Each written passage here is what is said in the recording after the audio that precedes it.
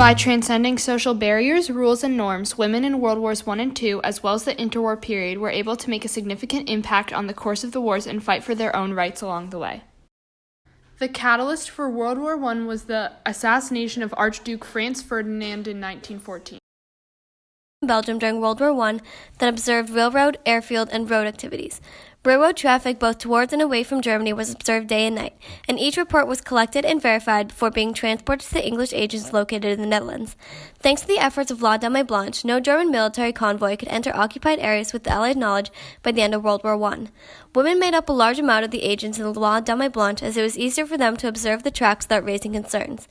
At the end of the war, La Dame Blanche had over 1,000 official members, but some of them were never recognized for their efforts. Edith Cavell was a British nurse who worked in German-occupied Belgium and helped hundreds of British, French, and Belgian soldiers escape the Germans. Cavell worked in a Red Cross hospital located in Belgium, where she treated soldiers no matter what their nationality was. Through her work, she helped around 200 British, French, and Belgian soldiers escape Belgium and travel to the Netherlands. On August 5, 1915, she was arrested by the Germans for helping the enemy and placed in solitary confinement. On October 7, 1915, Cavell was tried along with 34 others and sentenced to death. 5 days later, she was shot by a German firing squad. Cavell's execution caused outrage in Britain and across Europe, and Cavell became a symbol of the Allied cause, with her image plastered across recruitment posters around Britain. During World War I, Wanda Gertz von Schliess cut her hair and dressed as a man and called herself Katis, so she could be on the front lines. In 1917, she joined the women's branch of the Polish military organization and was jailed for participating in a pro-Polish demonstration. Grace Banker was a telephone operator who served during World War I operating for the American Expeditionary Forces in the U.S. Army Signal Corps. She led 33 women telephone operators known popularly as Hello Girls. They were assigned in New York to travel to France to operate telephone switchboards at the warfront in Paris, and also operated at telephone switchboards at First Army headquarters. Despite the crucial effort that the Hello Girls had on the war, they were not initially given recognition as members of the military. After World War I, the most profound effect for women was increased rights when countries recognized how much impact European women had in the war. In 1918, the year the war ended, women in Britain were given the right to vote. Shortly after the war ended, women in Germany and all newly created countries except for Yugoslavia were allowed to vote. Due to the pressure forced upon them by suffrage groups and all that women did in the war, major politicians made the decision to allow women in their respective countries to vote. Shortly after the war ended, many women were put out of their jobs. When men went off to fight in the war, their jobs were left open and many women took their place. Once they returned, women were put out of their jobs, and in Britain, for example, they were not allowed to access unemployment benefits unless they took up the open jobs in domestic services.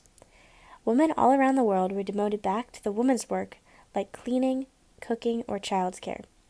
With advocacy for their rights, the brave women who fought for the sexual equality in society,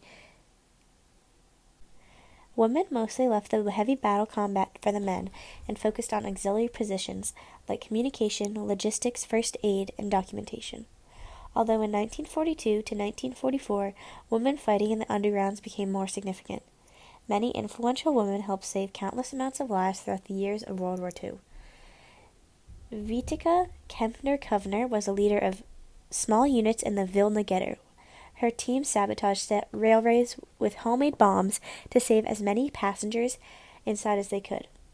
Zivia Lubkin helped Jews escape through the sewers in the Warsaw Ghetto and was one of the leaders in the Polish Warsaw Uprising in 1944.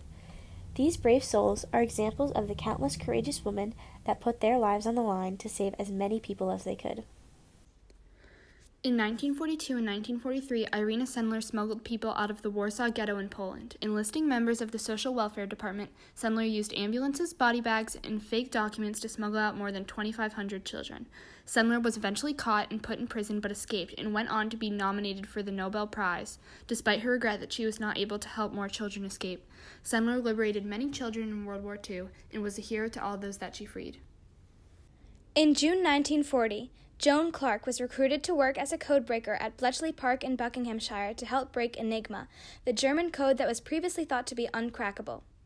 Joan assisted in a cryptanalytic process designed by Alan Turing, the leader of the team, and was an essential figure in the cracking of Enigma, a feat which historians estimate shortened World War II by 2 years. In 1942, Anne Frank, a young Jewish girl, hid from the Nazis with her family in a small annex in Amsterdam.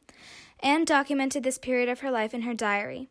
In 1944, Anne and her family were discovered and captured by the Nazis. Anne later died in 1945 at the Bergen-Belsen concentration camp only a few weeks before liberation. Anne's diary was published by her father, the only surviving member of her family, in 1947.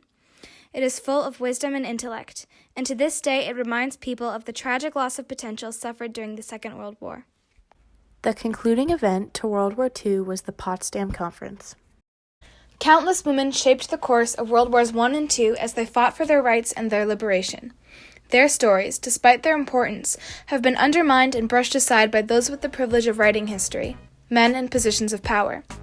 In order to fully understand not only the Second 30 Years' War, but also our world as a whole, it is crucial that we uncover and celebrate the remarkable accomplishments of women throughout history.